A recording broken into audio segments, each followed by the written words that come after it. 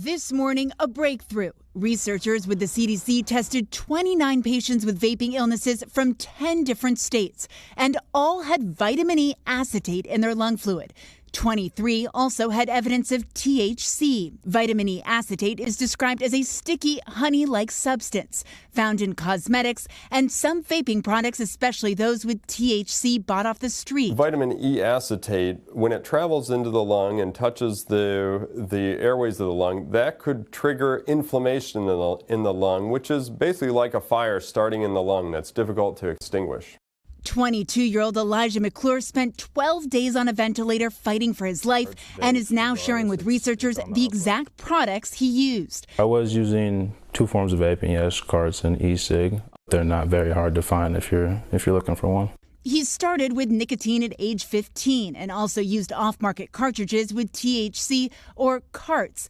THC, of course, the primary psychoactive component in cannabis.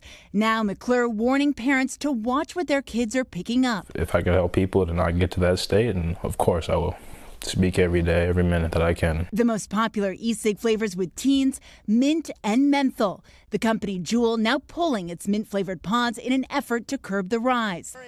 On Friday, President Trump vowed action. We have to take care of our kids, most importantly, so we're going to have an age limit of 21 or so. Now, new evidence this week shows the number of teenagers who vape has doubled in the past 2 years. Public health officials support that 21-year-old age limit and banning flavors mint and menthol. But the president is under a lot of pressure from the vaping industry, which says that kind of ban will cost jobs. Chanel? All right. Thank you, Molly. Dr. Natalie Azar is an NBC News medical contributor. Dr. Azar, good morning to you. Good morning, Chanel. How big of a breakthrough is this? This is pretty big. Look, since September, we have heard from New York State health officials. They already, at that point, linked this vitamin E acetate to severe cases of lung disease in people who had smoked cannabis-containing vaping products. But that was in the product. This is the first time that the health officials, the CDC, has actually demonstrated the vitamin E acetate in biologic samples, a.k.a. in the fluid of the lungs of the people who suffered this injury.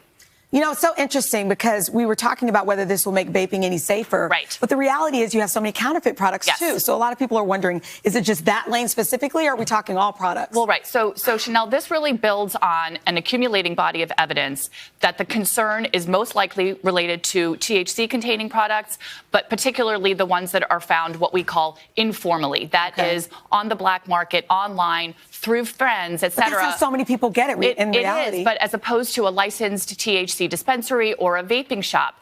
In a parallel report that was released yesterday from the Chicago Department of Public Health, they found that those individuals who sustained the severest lung injury were 8 times more likely to have obtained THC from a counterfeit source.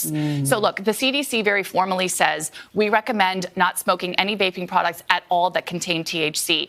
I think it's worthwhile or worth noting to sort of double down on the recommendation to use extreme caution in vaping a THC product that is purchased, again, online via, just a casual friend or an acquaintance as opposed to a properly licensed facility. I was looking at the map, 39 deaths. Yeah. I mean, it's unbelievable at this point. Look at this. I mean, I think, look, and by the way, I think it's important also to note that while this is certainly, this vitamin E acetate has become such a compelling explanation or culprit, the CDC continues to investigate the aerosol, and they're not ruling out that there are other contaminants or toxins that could be causing some of these other cases. Unbelievable. Dr. Azar, thank you. Thank you, Chanel. For coming in this morning.